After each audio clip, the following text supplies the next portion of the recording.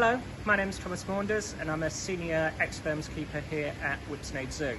So today I'll be presenting on 3 different case studies that I've been involved with. All 3 of the case studies involve training or enrichment in some way. The first case study is how we were able to desensitise our crocodiles to having keepers in their enclosure.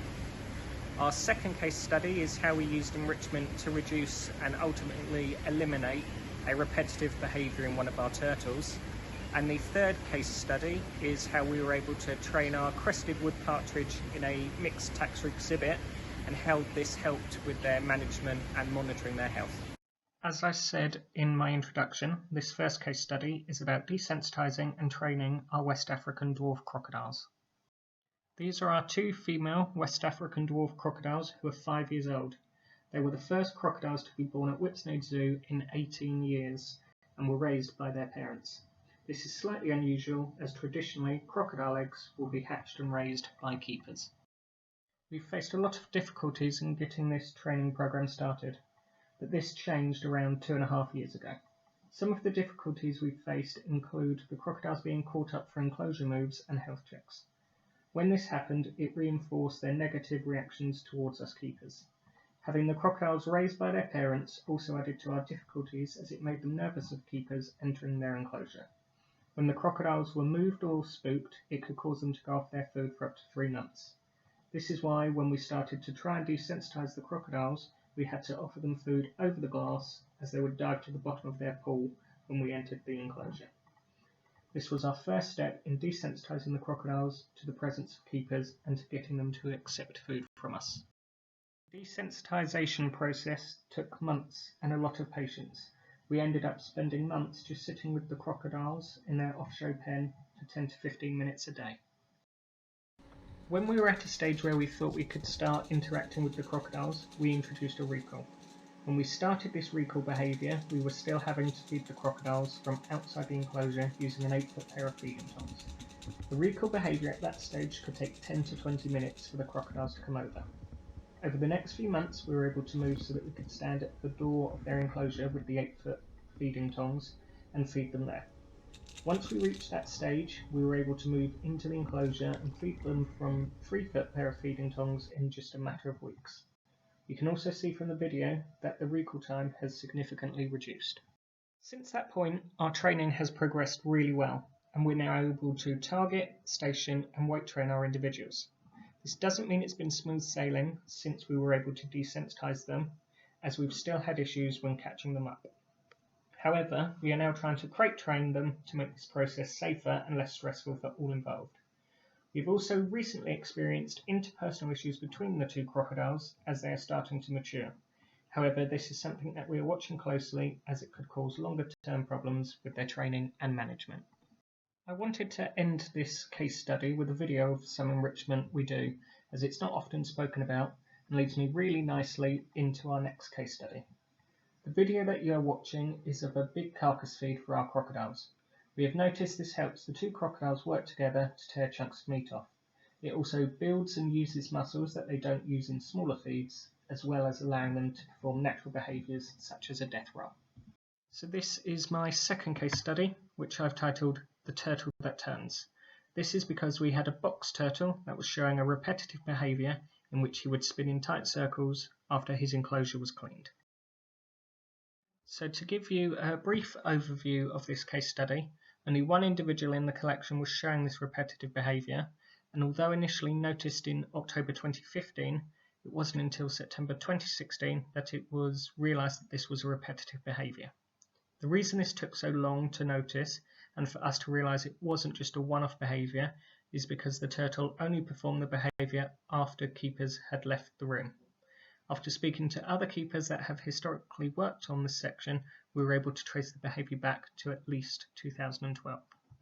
This repetitive behaviour would only occur after a full water change, and the behaviour would continue for over 2.5 hours after the water change occurred. As you can see, at the time we were performing water changes 3 times a week, which equates to at least 7.5 hours a week of this behaviour being performed. We gathered as much information on repetitive behaviours in reptiles as possible, but only one other case was relevant. Through our research, we were able to establish that most repetitive behaviours in reptiles were caused by pain. So we came up with a plan on how to reduce and hopefully eliminate the repetitive behaviour. Here is a video of the repetitive behaviour being performed.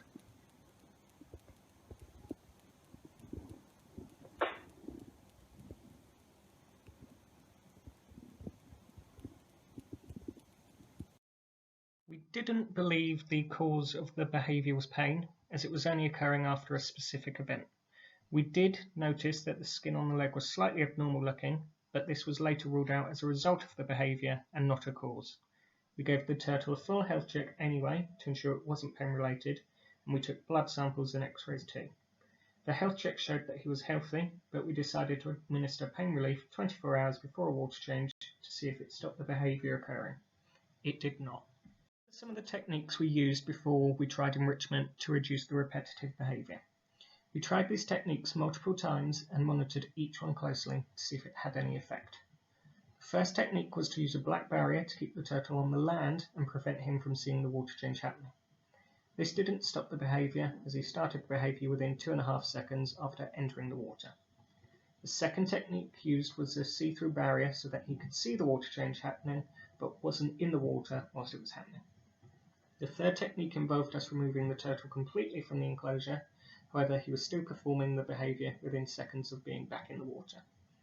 These first three techniques all involved denying the turtle access to the water, whereas the following techniques kept him in the water.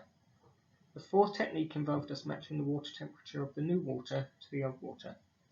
The new water going in was around 2 degrees warmer, and we thought that the change in temperature might be causing a sensation in the leg, which is why he was biting it.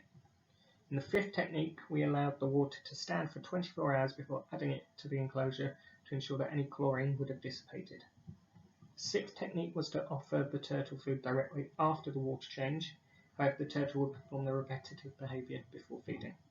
It wasn't until the seventh technique that we tried an enrichment device, and the device of choice was a Kong filled with pinkies for him to feed from. However, as it was a familiar enrichment device, it did not hold enough value to stop the repetitive behaviour. This wiffle ball enrichment was the first breakthrough we'd had in months, and although it didn't stop the behaviour, it significantly reduced it. The ball was added after the water change, and he played with the device for 8.5 minutes before spinning in circles for 30 seconds. After the 30 seconds, he went back to playing with the ball for another 4 minutes. The behaviour did continue after the 4 minutes, but only lasted 40 minutes rather than 2.5 hours. And more importantly, the leg wasn't being bitten. This showed us it was possible to reduce the repetitive behaviour time and that there were objects of higher value than biting his leg. Here's a video of the turtle playing with his ball. Interestingly, we only placed food in the bowl on the first time we gave it to him, and we've since found out it's as effective whether it has food in or not.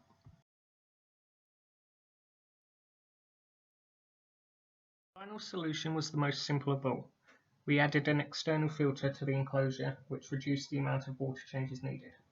Although on days when the water is changed the turtle still spins in circles, he is now chasing a ball instead of his leg, and the biting of the leg has stopped completely. 3 years after the solution to the problem, we are still monitoring the turtle to ensure the behaviour does not reoccur. We've noticed through this monitoring that every day the turtle plays with the wiffle ball for at least 2.5 hours, whether the water is being changed or not. On the back of this study, all the turtles in the room now have external filters, and if the turtle was to leave the collection, there'd be a healthy supply of wiffle balls to go with him. The next 2 slides show you some video footage of the training we've been able to do with our crested partridge. In the first video, you'll see Mabel and Jeff demonstrating the different behaviours that they've been taught. This includes a recall, target, station, crate, weight, and microchip reading. Through these learnt behaviours, we've been able to manage the birds easier, and it's allowed us to move the birds on 3 separate occasions without having to catch them in a net. We are able to monitor their health through regular weights and recalling them towards us for visual health checks. You'll also notice in the video that despite living in the butterfly house for 2 years, Jeff gets spooked off the scales when one of the butterflies fly near him. The second video is a quick update on how the birds are doing in the house, and you'll see their recall time has improved significantly.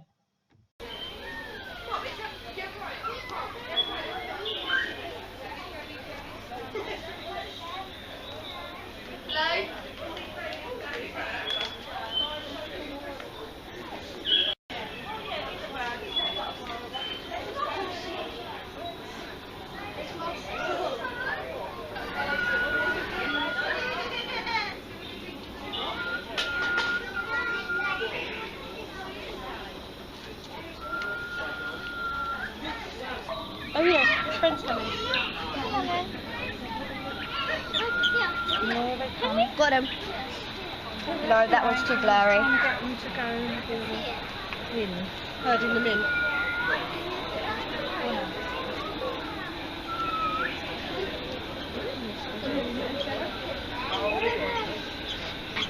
That's it. Yeah, are you going to find out in a new... Totally get it.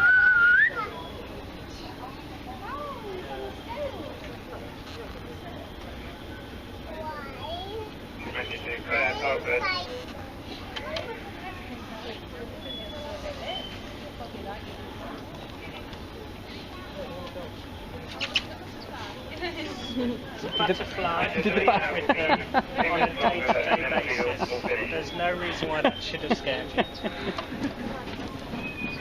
That is hilarious, Tom. So knock them out.